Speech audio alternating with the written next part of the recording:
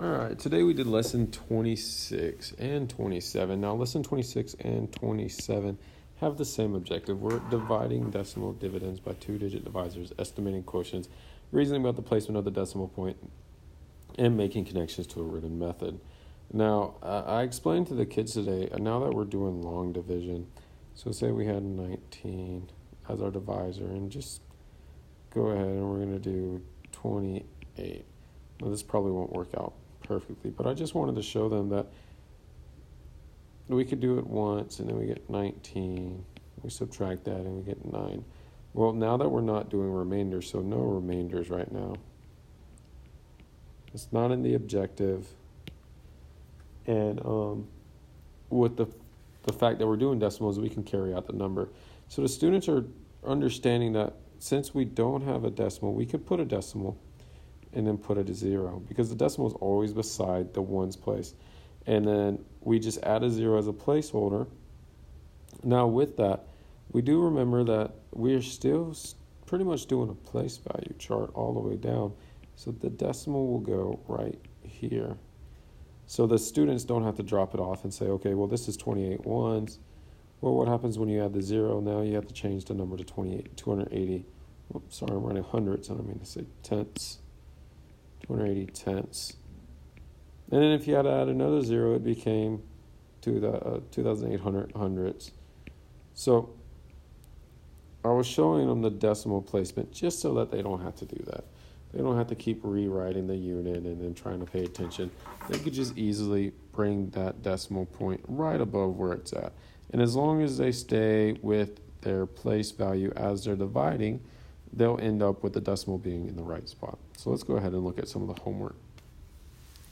All right, number 1 said create two whole number division problems that have a quotient of 9 and a remainder of 5. Justify which is greater using decimal division. All right, so looking at numbers 26, I'm not really, justify which is greater using decimal division. I don't really like it because of the fact that we've been stressing that we're not doing remainders right now with the decimal division. So they don't have to do decimal division. They can just find a quotient of 9, create two whole number division problems that have a quotient of 9 and a remainder of 5. So they can easily say, remember, if the remainder is 5, then that means our divisor has to be bigger than 5. So I'm going to go with 6. We have a quotient of 9, remainder of 5. So we would just work backwards. 9 times 6. So I have 54 plus 5. Sorry about that. 59. So this is just going to be 59. And then they would just, they need to make their own. But this is a very simple one they can do. All right, number 2 says divide, then check your work with multiplication. So let's do A. Let me erase all this over here. Let's do A. A says 22, and we have 75 and 9 tenths. First thing I'm going to do is I'm going to carry that decimal up. And now we have 75 and 9 tenths divided by 22. Well, 7 can't be divided by 22, I mean. 75 can be divided by 22. I'm going to say 3 times. I rounded 22. And I said it's about 20, so I said 3 times, because that will give me 60. So 22 times 3 will give me 66. That's pretty close. Can't go any higher. And we've really been working on this part right here, that rounding to be able to do this much quicker. All right, so now we get 9.9. 22 again. I'm going to go with 4 times.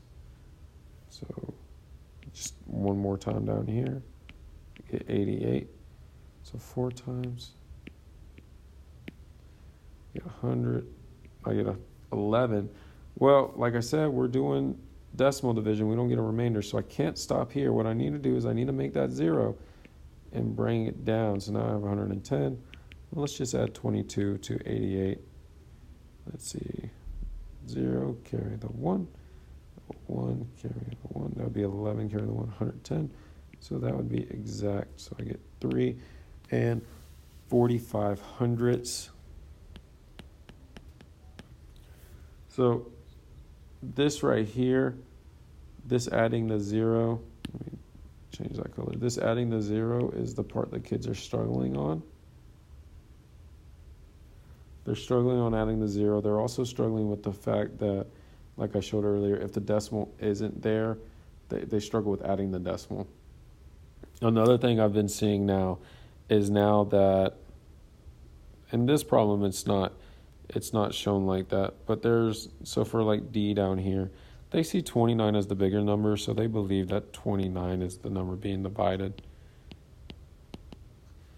And that's something that we're trying to work on. Now, these always are going to be in the same places. The first number is always the dividend, the second number is always the divisor. So I want the students, I'm trying to work with them on that, because they'll eventually get to the point where, say they're doing an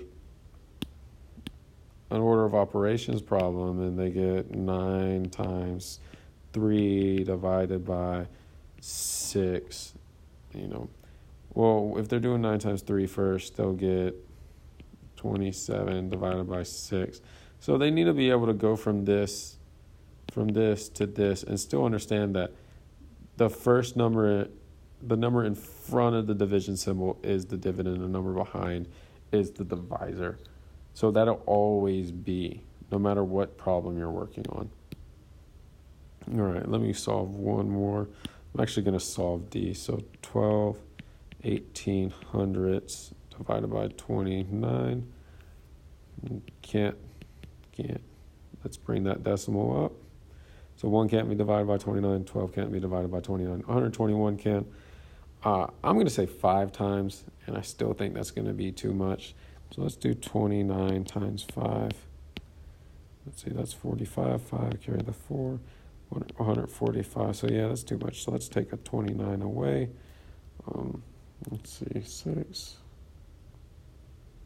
So 16, 116. 116. Subtract that. I get 11, 1. So I get 58. So let's put that 5 up there. Nope, it's 4. So that's one thing. Started with 5, but I took 1 away, so that made it 4. So I get 4, and then 29. Let's try 2, because I know it's bigger than 29, but is it much bigger? 8, carry the 1, 2 times 2, 4, 58. All right, so 2. So I get decimal 42. And I didn't check my work on that first one, but I will check my work on this one, just to show the kids and remind the kids how to check their work. So we're going to take our quotient, and we're going to multiply it by our divisor still. So it's still divisor times quotient. So let's go ahead and do decimal 42, or 42 hundredths times 29. 9 times 2, 18. Carry the 1, 9 times 4, 36. So 37, 0, 4, 8, 8. Let's see, 11. Carry the 1. And then this was in hundredths up here. So this is hundredths, or 12 and 18 hundredths. All right, so that is the same as our dividend. So let's go ahead and write the answers to, let's see. I have these written in here weird, so I got to make sure they're written down right.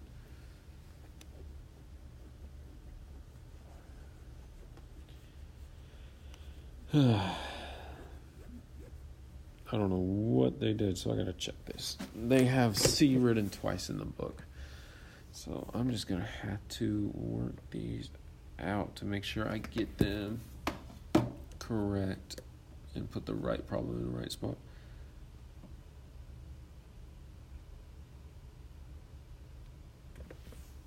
All right, so yes, this one was 5 and 12 hundredths, and then this one was 2.03.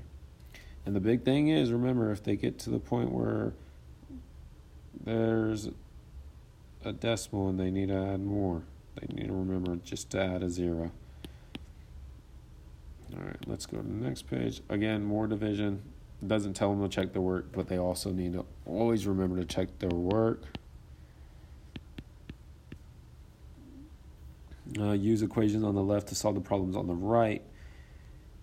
All right, so this is more of that place value. So if we know that 520 and 3/10 divided by 43 equals 12 and 1/10, then what happens if our 520 3/10 moves over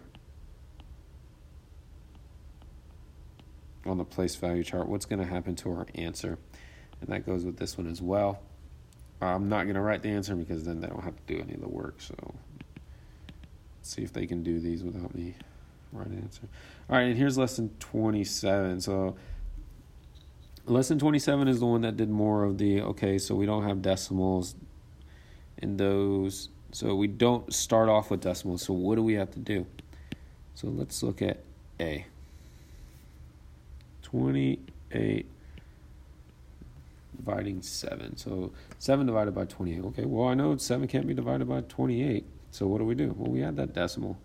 Let's go ahead and add the decimal and then add that place value. So now it's 28 into 7, or 70. So 70 divided by 28. Well, I did earlier, I believe. We already had a question with 20. Oh, we had a question with 29. So 28 times 2, I'm going to say. So 28 times 2. I know that's 56, so let's try 256. I'm going to end up with 140. Well, 14. And then we have to add another 0, bring that down, and we get 140. Well, now we have to figure one out. I know 7 times 20 is 140, but this is closer to 30, so that would be about 210. So that's way above it. So let's think of 30. Let's try 4. So let's try 4 times 28. So we get not 16. We get 32. And then 4 times 2 is 8. So I get 112. Let's add a 28. Oh, look at that. That one's perfect. So 4, 5 times equals 0. So we zeroed that one out. We got decimal 25, or 25 hundredths. And one thing I was teaching the kids today is they're going to notice a lot of patterns coming up in division. So let's see if they notice what pattern this shows and how they can relate that. Knowing that 28 is 4 times 7, what does it mean when we divide 7 by 28? Let's see if they can think of that. We worked it today where we did, I believe it was 48. So 24 divided by 48, and we saw that it became decimal 5, or half. So if 48 is double 24, and that's 24 is half of 48, well, what's half of 1 is decimal 5, or what we typically call 1/2. All right, see if they can start relating those, because this one does the same thing. This is a quarter, so 7 is 1/4 or 1/4 of 28, or 25 hundredths, which is a quarter, kind of like a quarter in money. It's 25 cents. It's 1/4 of $1 of a whole. So it's just food for thought, something to think about. All right, let's try C. 6 and 5/10 divided by 13. Can't do it there. So let's see, 65, 13. I'm going to round 13 to 15 because that's something that we've been trying to work on, see if they can do 15. So I know that's about 4 times. So 13 times 4. Because 15 times 4 is 60. So let's try that. I get 12. 4 times 1, 4, 52. I got 52. That's pretty close. Can I add a 13? Let's see. Oh, I got 65. So the answer to that one's going to be decimal 5. All right. And again, 6 5/10 is half of 13. So that's a reason that shows up. All right, and I'm going to try one more. I'm going to try E.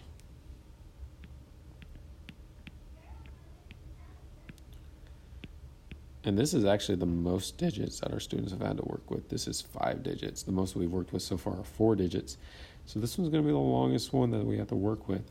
So I know 5 can't be divided by 28. 56 is double 28. We've already proved that over here in this one. So again, that's why I tell the students to keep all their work. So we multiply that, get 56. Go ahead and subtract that out. We get 0. Let's drop down to 1. We cannot divide 1 by 28. So we do have to put that 0. Before we drop down the next number, we have to see if 1 can be divided by 28, and it cannot, so we put a 0 up top. So let's bring down our next number. Now we have 16. Can 16 be divided by 28? Again, it cannot, so we're going to put a 0. And lastly, we bring down the 8, so now we have 168. So let's think. 168. Well, if this was 30, what number could give us something close to 16? Well, I could say 5. So 28 times 5. 8 times 5 is 40. Well, I get 140. Let's try 28 more. 168. So this was 5 times plus the 1, so now we have 6 times, so 668. Subtract that out, get 0. All right, so those are the 4 that I'm going to do. Let me rewrite the answers to the other ones. And then just try them, practice them, check your work. That's always important. I was hoping that a lot of the students would understand that, but, the topic F quiz, a lot of them struggle with checking their work. They just they used the same equations and just thought that would fit, or they just wrote the numbers that they wanted to instead of actually checking the work. So let's go ahead and write these in.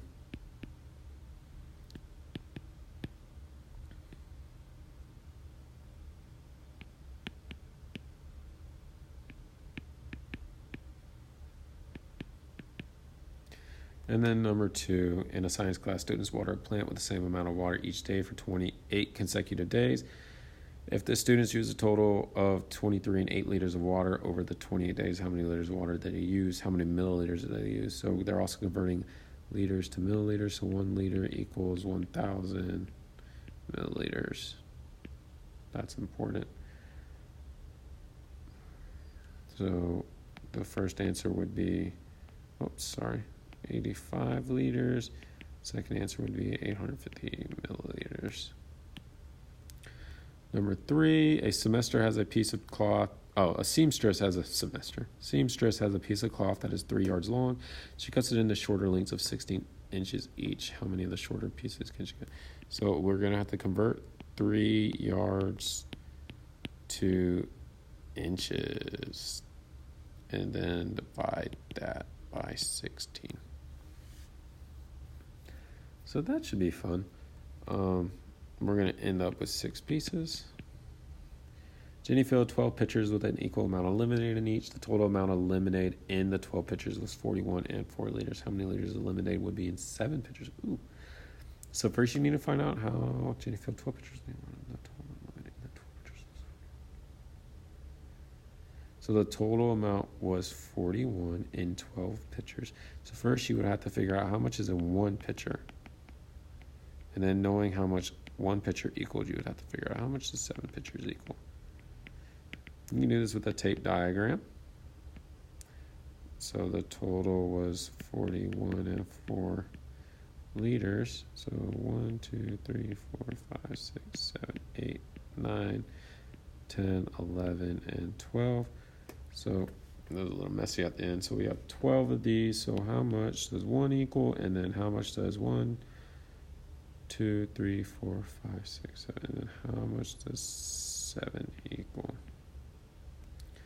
All right. Well, I can tell you how much 7 equals, but I want to see if you can try. So that's all for lesson 26 and 27. Thank you. Have a good night.